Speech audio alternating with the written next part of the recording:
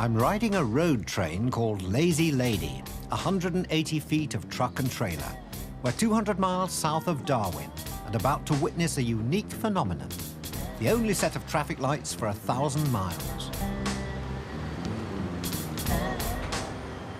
My driver, Scotty, drops me off in the town of Catherine. I'll be seeing him later, but first there's business to do. Catherine is a small, bustling oasis in the middle of a vast, empty land. I have an appointment here with someone who'll show me the country. His name is Peter Trembath, and he's a vet. He operates out of the local airport. Well, Mudpatch.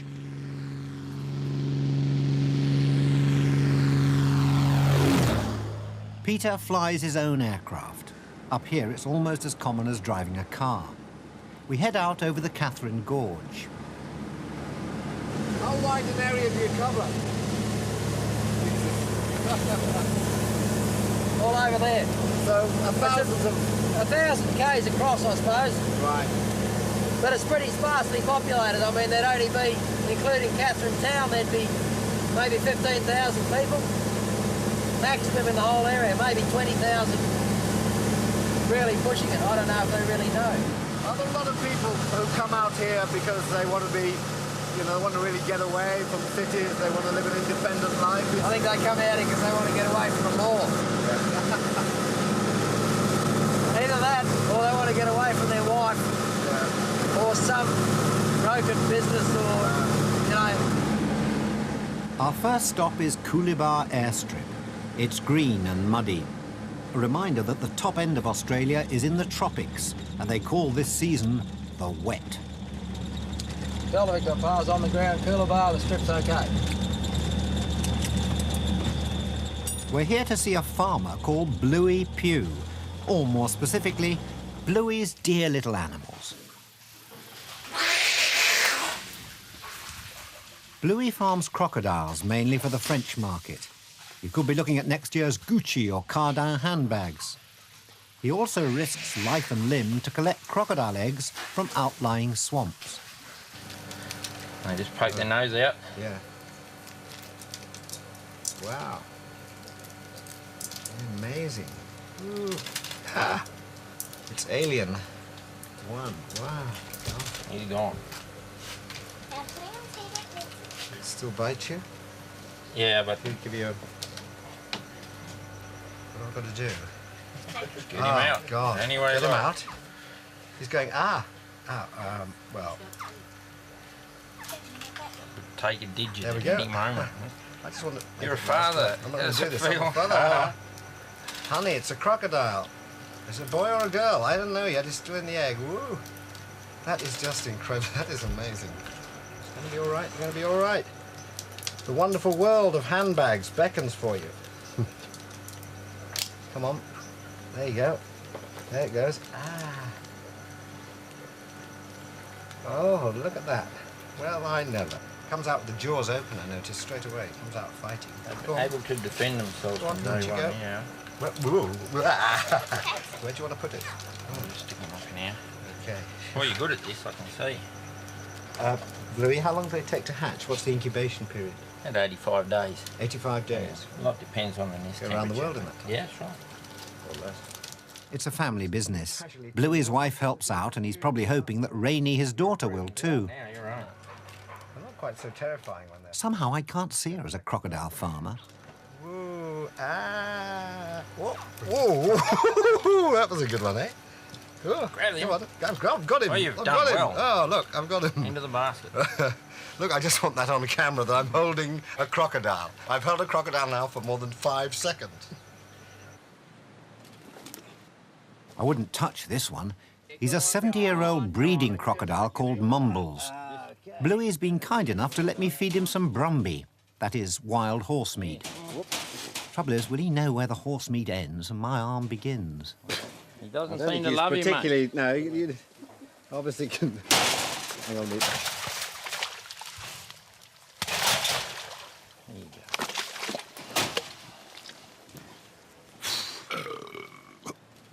I have nothing to You've say. got a belt. I have nothing to say apart from... I was going to eat all that with no teeth.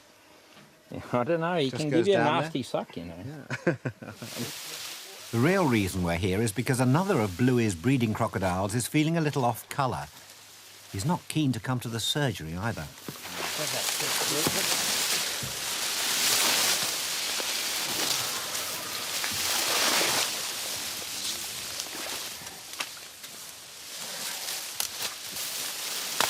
You could get eaten here. Bluey takes no risks. A weapon changes hands. Thank you. Right. Bluey's worried about an abscess on the crocodile's snout. It's affecting his breeding potential. Grab him now, Patrick. Jump on him. Grab his legs.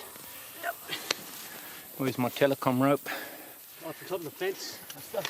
Peter prepares to cut away the diseased tissue. Not as radical as it sounds. The croc's snout is devoid of sensation. The flesh no longer has any feeling. You sort of have to look after him a Yeah, bit and so mother this him is- along. This is a breeder, so he's worth of it. Yeah. You put a figure on it, how much it might be worth? He's not worth as much as we are. I'll just trim him up a bit, I think. What does that mean? Just take some of this. Take the bits off and let it heal up a bit better. Yeah. Ooh. Do you think that hurts as much as it looks as though it hurts? Or... Now, a lot of that's desensitised. It goes dead when they get damaged like that. So he's actually cut in there. That's why I reckon he can't submerge. You ever been frightened by a crocodile, Billy? Do I get frightened? Ever? Oh, yeah. It's what keeps me alive. Fear.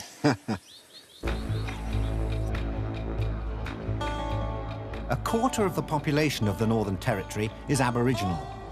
In the last 20 years, land rights acts have given them large and potentially rich areas of influence.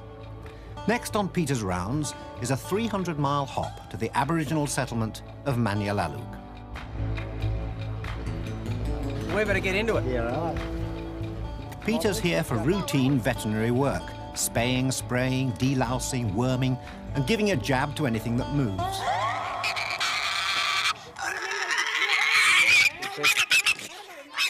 All creatures, great and small, are pleased to see him.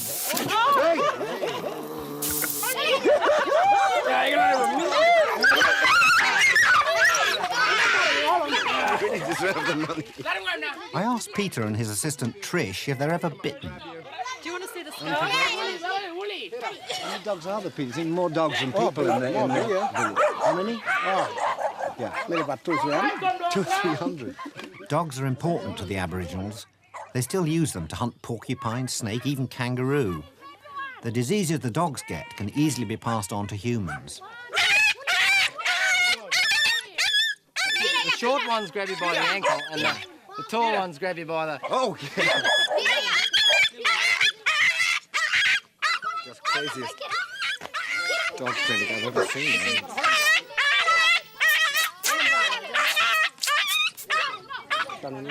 You ever needled a dog, Mike? No, I've never needled a dog, Peter. Why would I pick it up? There's not much call for it in my work, but You've got to be a bit like a javelin thrower. jab it in a bit hard. Experts. Years of practice. Righto, now that one, we'll give it another 15 minutes, thank you. 15 minutes after the jab, then Then we do the operation. and then when do they come round?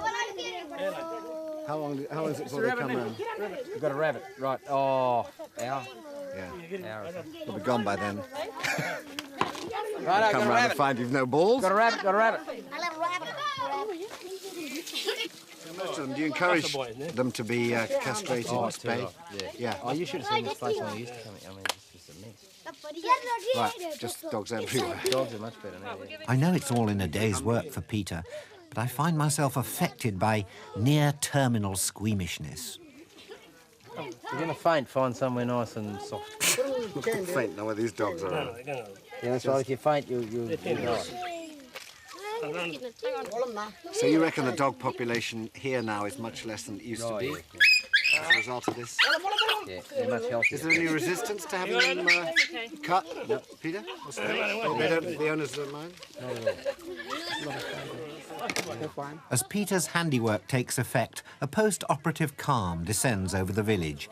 It's been a traumatic time for all of us. I know just how this dog feels.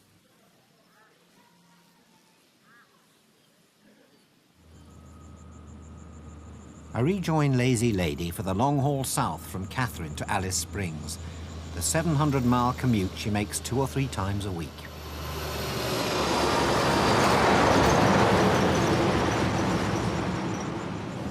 Scotty's been driving the Stuart Highway for 7 years.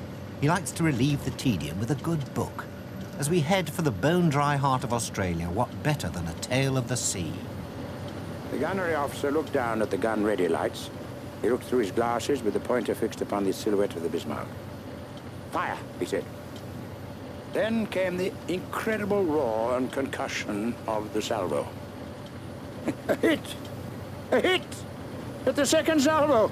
I told you the old Rodney would do it. Bismarck lay a shattered, burning, sinking hulk as Dorsetshire approached. Bismarck rolled over and sank, leaving the surface covered with debris and struggling men.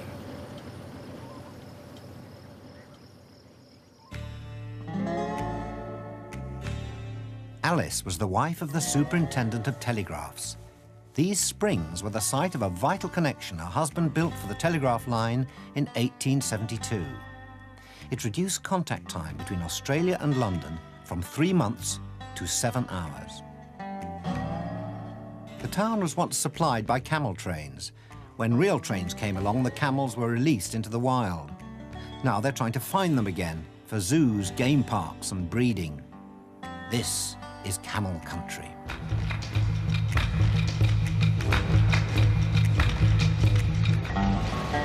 I'm driving deep into the heart of it, to a remote outback station called Kings Creek.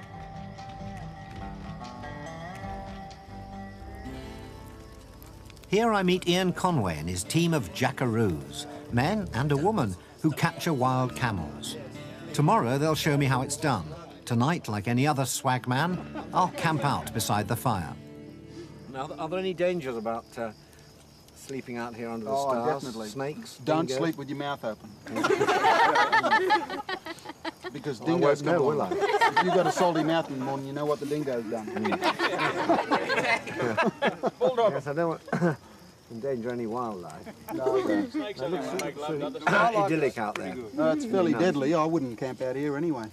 Where do you pitch your 4-poster then? In the top of it. I've got an air-conditioned room back there.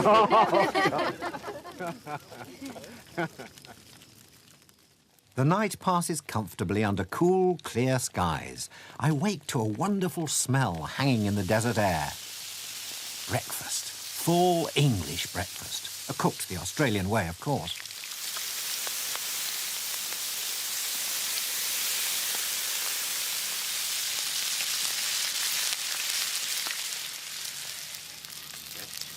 Have you got the eggs, Michael?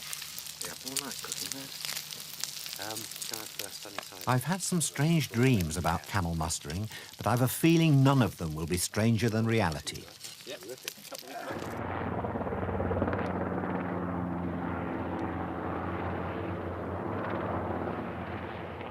I'm right. As soon as the spotter helicopter moves the herd towards us, I'm in a world which nothing I've ever experienced has prepared me for. I'm also clinging for dear life onto the back of Ian's 4-wheel drive with a Dane called Gunnar. I'd only asked Ian if I could watch. I'm going to get ready for this now. Now I know Ian won't be happy until I've lassoed a camel. It looks easy, but it's their terrain, not ours. The camels toy with us, knowing just when to turn, when to stop, when to slow, and when to lead us off into the trees again.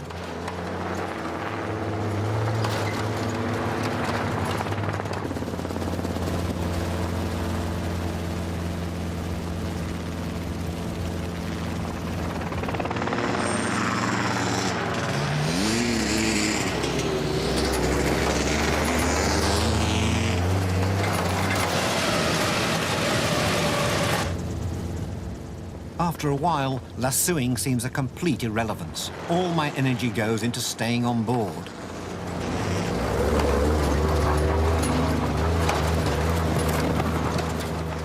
A choking cloud of dust rises around me. The camel stops, twists and turns away again. My ribs crack the bar as Ian stands first on the brake, then the accelerator.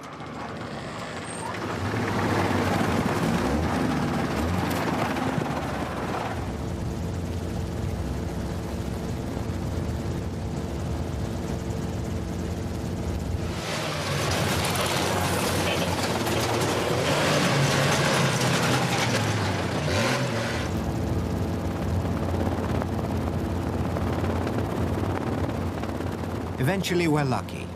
Well, he's lucky. I've missed it again. We've got a camel. Now we've got to persuade it to come quietly. Now go around it. Well, shall I take this? Yeah, you can hang on to that, mate. Oh, Pull on her. Pull on her now. Pull on her. thorns all over from the bushes. Pull on her. Pull her hard, that rope. Go back around more, wait.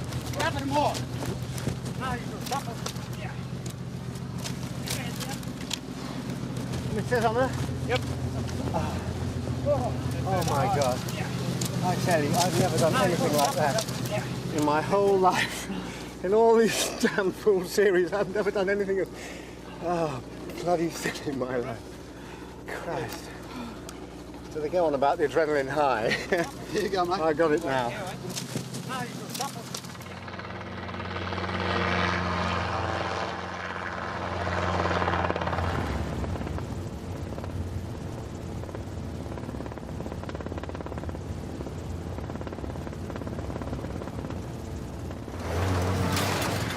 Just as I'm wondering if I can go home, Ian spots another prospect, and we're into action again.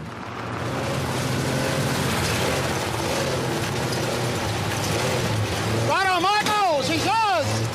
All yours, mate, all yours, all yours. Right, now, go. You got him. You got him. Fantastic.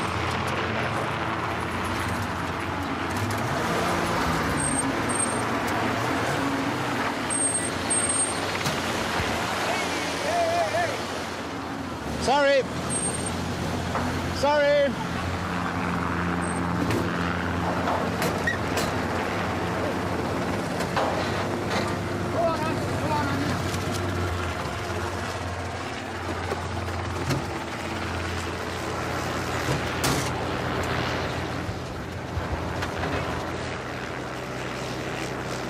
The whole process of roping is messy and undignified, but we see no camels hurt. Apart from anything else, Ian knows that the better he can look after them, the better the price. I don't think he's quite so worried about me. You've done a wonderful job. Tell you what, You did a wonderful job. It was a good job you Didn't picked stand this much one of out of the herd, you know, otherwise we would never have had this. Look how docile it is. You wouldn't think that she'd just come out of a wild herd. You could just about give her a kiss. Only things you've got to watch for these camels is they suck very hard. Yeah, well, I'm not going to get too close to that little one. She's got a lovely face, a sort of tolerant, kind of patient. She's quite I feel I want to apologise. happy sitting there. Yeah, well, why Sorry, don't you? old girl. No. Sorry, just... There you are. Lovely.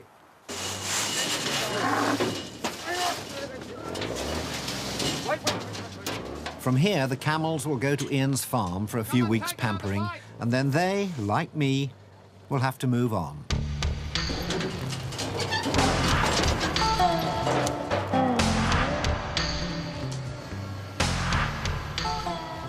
Ironically, their memory is kept alive by one of the railway trains that made them redundant.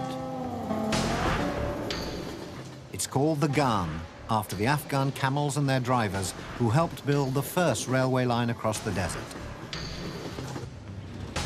The overnight ride to Adelaide gives me a chance to rest my bumps and bruises in comfort, and to meet others with even worse problems. Good health. I hope the rest of your journey is safe. You don't break the other arm. Yeah, I hope so.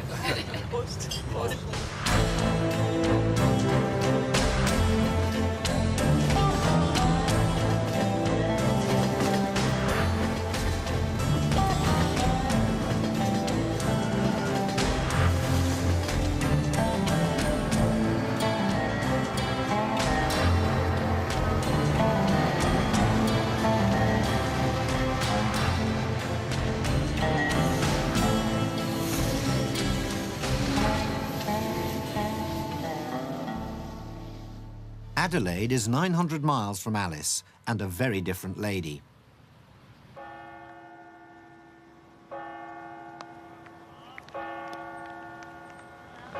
Unlike Sydney, Adelaide was never a convict colony. Its wealth, like its respectability, was acquired slowly and soberly. It's just what I need. A quiet day or two in a good hotel, a book, a drink, a chance to recover from too many nights in the bush. But it is not to be. My arrival has coincided with one of the biggest social events of Adelaide's year, the Desperate and Dateless Ball. The rules of the event are simple. Participants must be under 40, wearing evening dress, and desperate for a date. They come here as singles and leave as couples. I find a seat and keep my head down.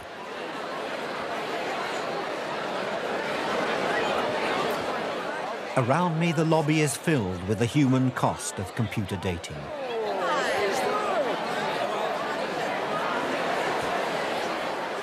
Hundreds of people looking for a sign of recognition from hundreds of other people. My hotel is only the place where the couples meet. The ball, fortunately, is a cab ride away.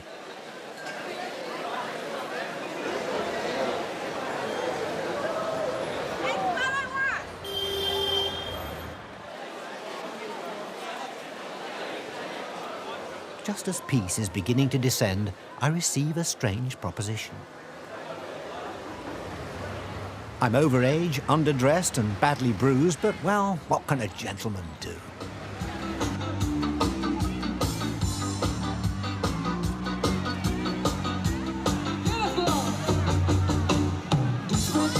I'm feeling desperate. I got the feeling I've got no date. We're getting on so well, I think we might go on a camel mustering holiday. I need a name. Desperate and dateless, lonely and helpless. Over there, there's my date. Oh, look, I'm sorry. Lonely and nameless, say goodbye to single now. Not to worry, my book's getting rather exciting.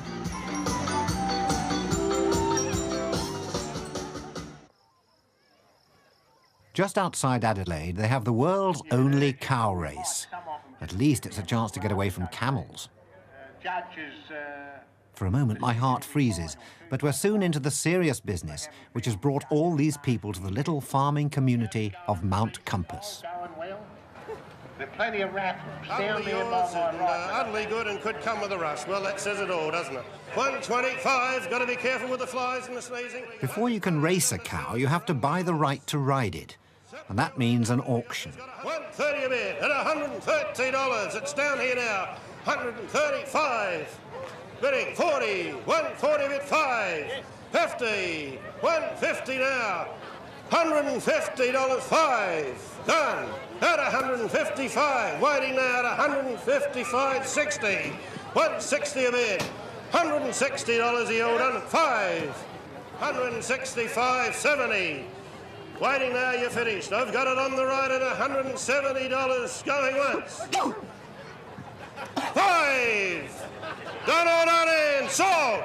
The strange gentleman here, I don't know his name, but you've got it, so I'm not putting up with any more of this. Come on. Come on down. I'll explain later. Not sure of your name, but that was a very good bid. Thank you very much. Come on down, sir. Well bought. Thanks to a heavy cold and $175, I've bought the right to ride my very own cow. Just take it easy. Come on. She's called Utterly Yours. I do my best to encourage some pre-race bonding. Yeah, I think it is, mate. Others don't seem to have bothered. Hello. Them are right. Them right, gee, they're not going to get on. And that's darn Maxie Wilker. Running there, what's she doing in the race? Frasier Lass is coming on. Utterly Yours does everything I ask of her, except move. We got Reliable here. Reliable right alongside the commentary stand, and it's on. The Utterly Yours team decides on a more long-term strategy, mainly involving staying on the cow. There's no rider on Diana. There's Diana going down there towards. There's no rider. This proves to be a highly unconventional tactic. Milker, 10. Looks as we got St John's ambulance. There's one fella down in a bad way, St John's. Oh, is that Michael Palin over there? Our next masterstroke is to develop a special racing diet. And there goes Dung Fling over there on its own without a rider. Thinking, what a bunch of mugs these people are. Dung Fling that was, one down over there. What's going on with 12 up there? That's Daisy. What a muck up there, Cookie. Yeah, well, it looks like he's hanging on for dear life up there. He's going to be on television all over the world. And all he can think about... Our fuel injection system is working wonders. Now we're motoring. I can get my oats later on, then.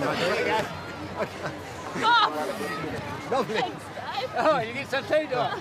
Just what I wanted. It's really on. Now, we got someone down. I think that's one of the Mount Barker fellas, too, if I... Not right? Whilst more eager riders are being carried off, I romp home in second place, 12.5 minutes behind the winner. They were mucking around giving me mouth to mouth, but...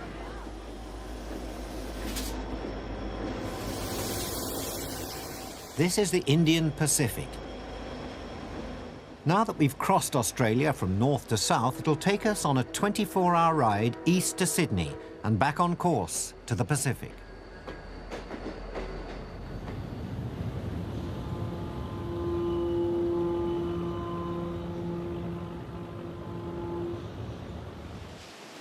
A few miles up the Pacific coast is one of Australia's booming exports. It's a soap opera called Home and Away. I'd come to see what makes it so successful and find them short of an actor.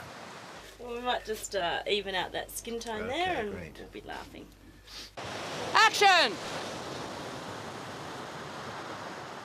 The formula seems easy enough. Good, clean entertainment.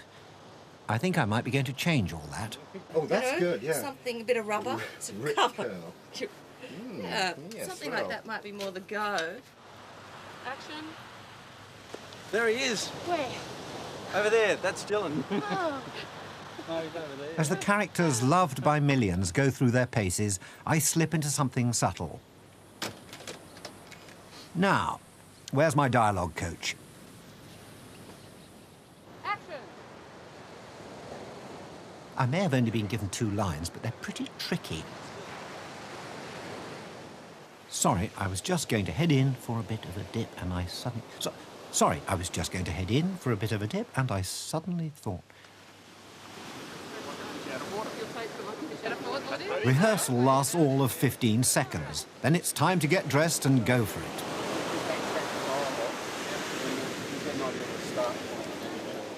The tension mounts perceptibly. And action. Yes? Yes, I'm having a dress made. Oh. And then I went into a little decorating store. Yeah. And they had the most amazing selection of imported wallpaper. Yeah. It was all from overseas, too. Well, it would, Marilyn, if it was Yes, imported. Donald, and I saw the most perfect wallpaper for your flat. Not too masculine, not too feminine. I just know you're going to take to it like I just hope they get to my lines before the tide comes in. Would you like to come and see it? Sorry, I was just about to head in for a bit of a dip. I suddenly thought... Sorry, I was just about to head in for a bit of a dip. Sorry, too late. Yes? Oh, sorry. I'm just going to head in for a bit of a dip, and I suddenly thought, are there sharks in there? Sharks? No. Jolly good. Thanks awfully. Plenty of jellyfish, though! Oh, thanks. Thanks for the warning. I model the voice on Hugh Grant, the walk on John Cleese. I wonder if anyone will notice. There's an extra touch of glamour about the harbour today. The Oriana, here on her maiden voyage. I smuggle myself aboard.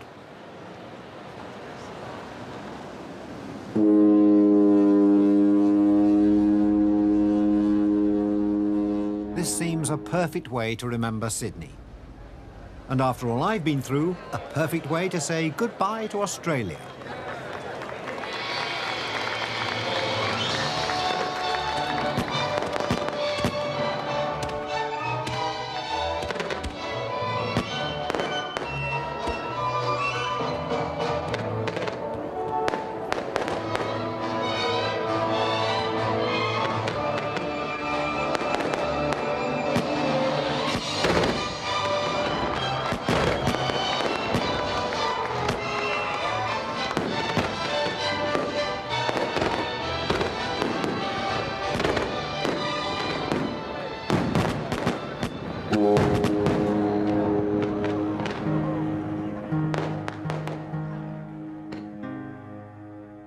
New Zealand is separated from Australia by 1,000 miles of the Tasman Sea, named after the first white man to see these islands 350 years ago. Auckland is a city of sailing boats and businesses. It has the comfortable appeal of a little big city. It's a place where you can relax, knowing each day will be much like any other.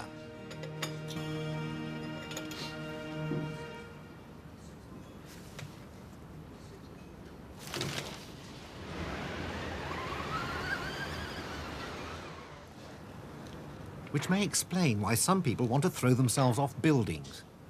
Rack jumping is the latest example of New Zealand's restless quest for what it thinks it lacks: excitement. Maybe Auckland's just too comfortable. Across the Cook Strait, South Island looks more formidable. 300 miles from Auckland, a ferry runs across from Wellington into a sparsely populated land of fjords and mountains.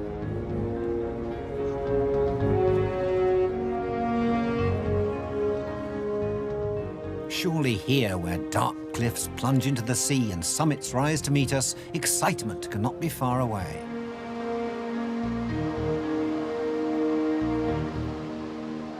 As I board the southbound train at the little town of Picton, I've a feeling that I'm soon to experience something remarkable. I'm not far wrong.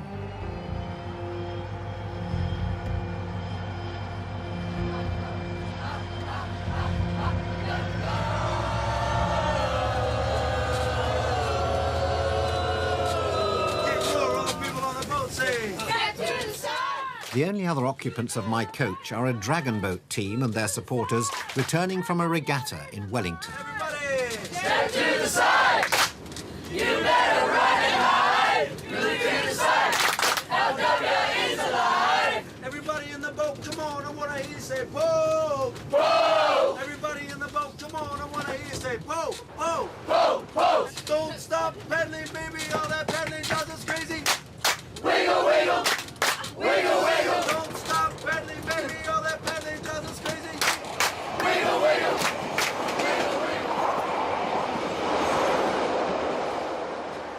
By the time we reach the town of Kaikoura, they've worn themselves out. I have to be honest, it's positively refreshing to be amongst shy, retiring New Zealanders again.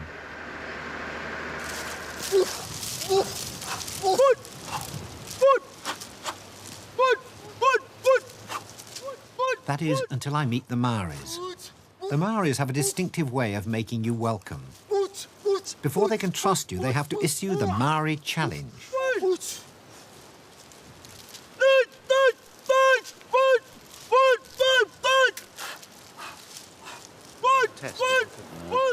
The Maoris arrived in these islands over 1,000 years ago.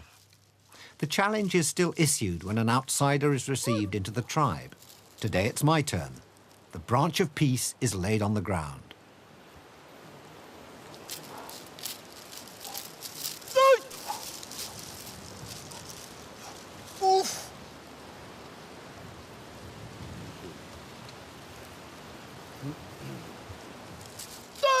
Once I've picked it up, I and my Maori sponsors can advance towards the marae, the Maori meeting place for the next stage of the ceremony.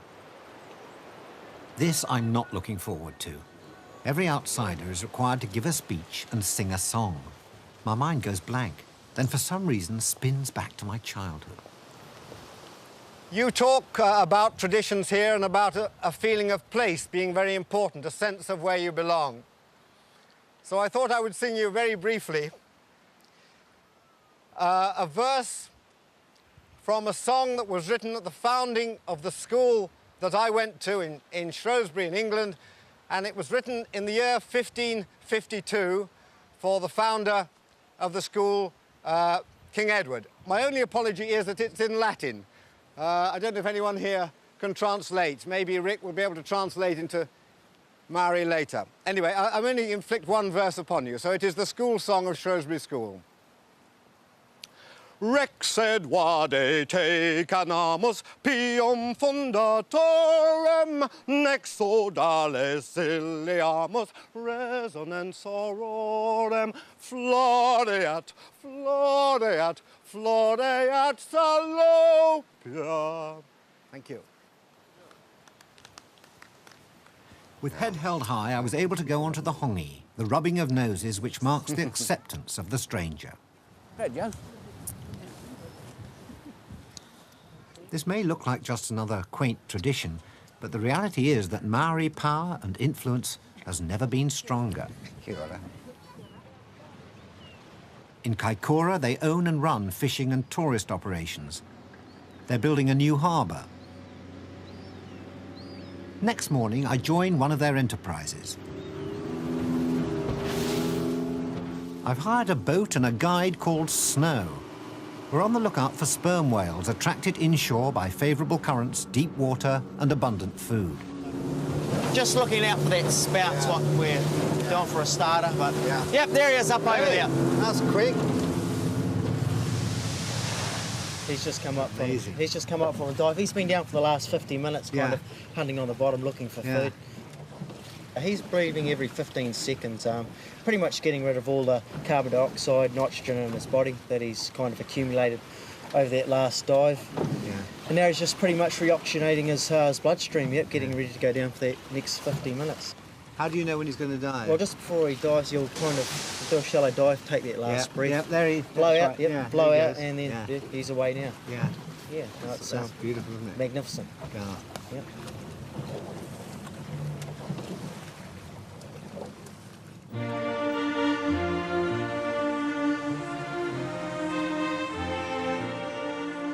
The further south you go in New Zealand, the more like home it becomes, and the more I'm tempted to regress to the erratic days of my youth.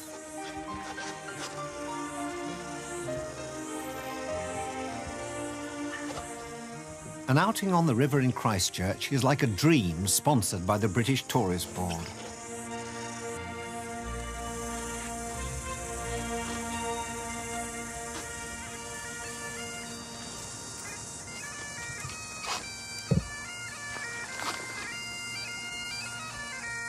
Every cliché is ripened by the soft summer sun.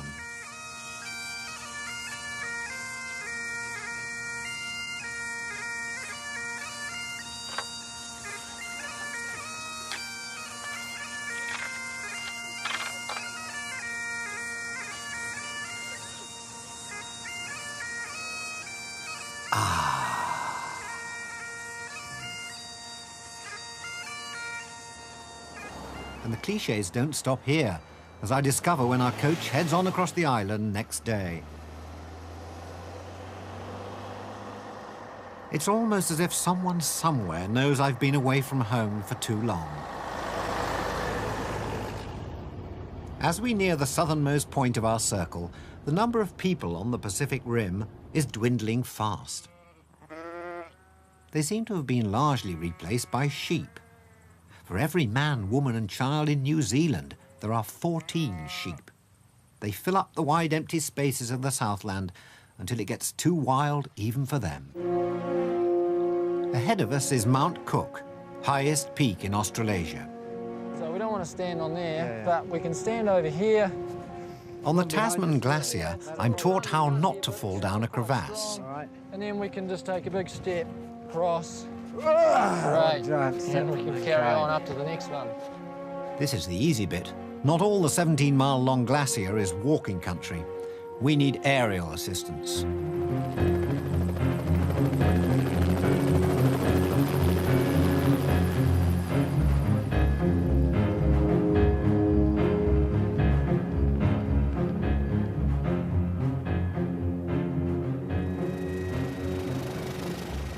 This is tough country. Sir Edmund Hillary, the conqueror of Everest, and perhaps the most famous New Zealander of them all, trained among these ice fields and rock walls.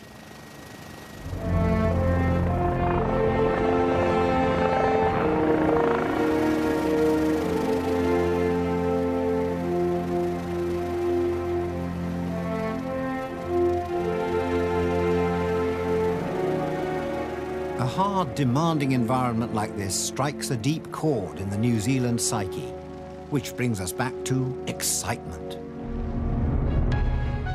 In Queenstown, excitement comes in a marketing package labelled Adrenaline Activities. It's not just a New Zealand phenomenon. People from all over the world come to this beautiful place to be nearly killed. For only 30 quid, you can be driven straight at a rock. The great thing about jet boating is that if you wet yourself, no one will ever know.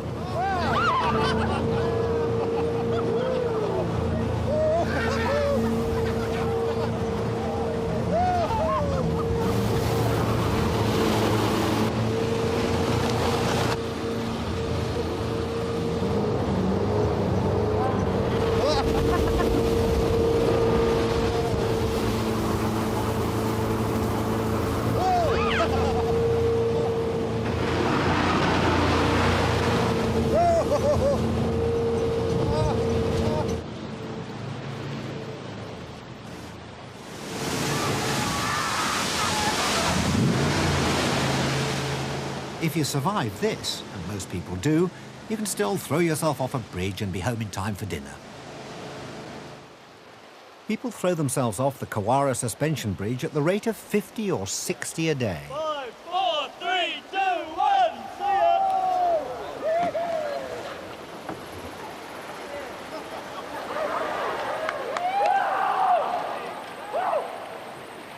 4, 3, 2, 1. I talked to A.J. Hackett, the man who sold bungee jumping to the world, at the place where it all began.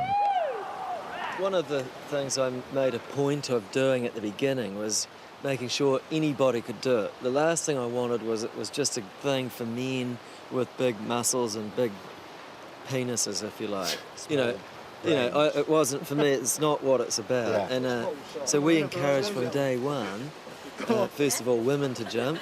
Then anybody who had a physical handicap would encourage them to jump. Spend a lot of time with them, harnessing them up so it'll be nice and comfortable, and throw them off. And we've had a policy from day one where anybody over 60 jumps for free. You want to touch the water? You want to touch water? You're crazy. Good luck. Good luck. I hope everything works. Can you go like this? Just go like this. Okay. Like that. All the way down, you got the whole... Strong. Strap them on. Here we go. Look into the bridge in front, Keith. That's your target, okay? And just a nice, comfortable dive out. Here we go. 5, 4, 3, 2, 1. Magic. Oh, we'll do it. That should do something. Okay, Tommy. Over here we have a video camera on you. Give a little wave over here. Okay. Okay, it's okay. It's okay. Look out here to the bridge. Okay, big push on one. Here we go. 5, 4, 3, 2, 1. One more? We've had the trial. Here we go, this one. Look into the bridge, this time look straight up. Don't look down anymore, okay? Okay, here we go. Let go this. 5, 4, 3, 2, 1. Too heavy. Apparently they don't get many people over 36 jumping. I suppose it's fear. But I like to think it's wisdom. Dunedin Station on a wet, grey day. Robbie Burns' statue confirms Dunedin's origins. This is Scotland in the South Pacific.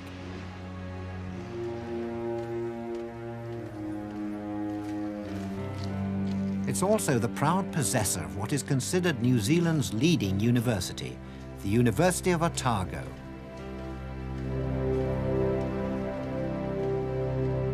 I visit Selwyn College to see what it is that pulls the cream of New Zealand's youth to this far corner of the South Island.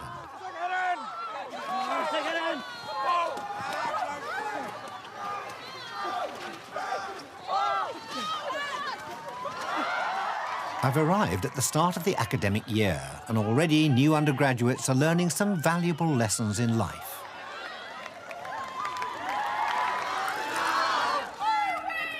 Then there's a freshman's run. I need the exercise, so I ask if I can join them. I feel like the Monty Python definition of a medieval king, the only one who hasn't got shit all over him.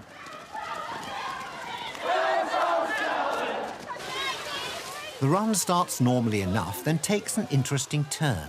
Smile, guys, we're enjoying it. Oh, we're loving it. Then I'm told the awful truth. I've got myself into one of the oldest initiation ceremonies at the university, the Leith Run.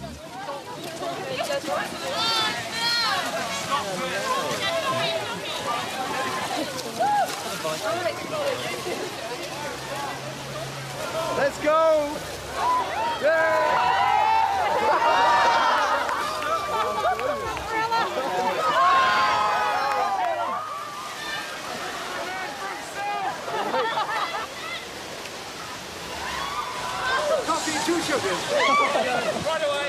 The Leith Run isn't a run at all, more of a hobble. And just in case the students are enjoying themselves too much, their elders and betters are on the bank, adding eggs and flour to the painful recipe.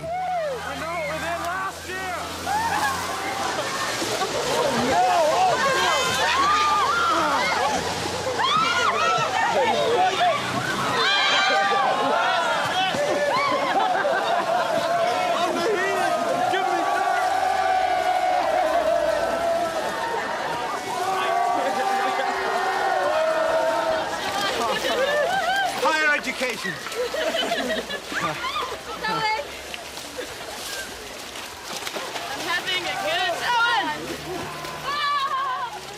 Looking on the bright side, it's been a useful chance for me to meet New Zealand's philosophers, brain surgeons, judges and prime ministers of the future. I only hope they remember me. I shan't forget them.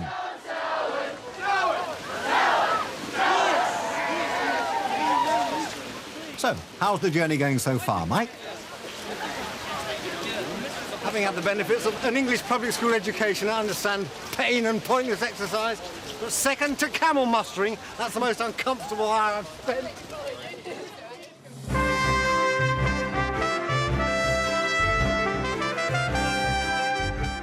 Revisit Michael's best journeys and other close calls on BBC iPlayer, Travels of a Lifetime, streaming now. And beware the Sisters of Sacred Mercy here on BBC 4 tonight, keeping their vows of silence as DNA continues at 9.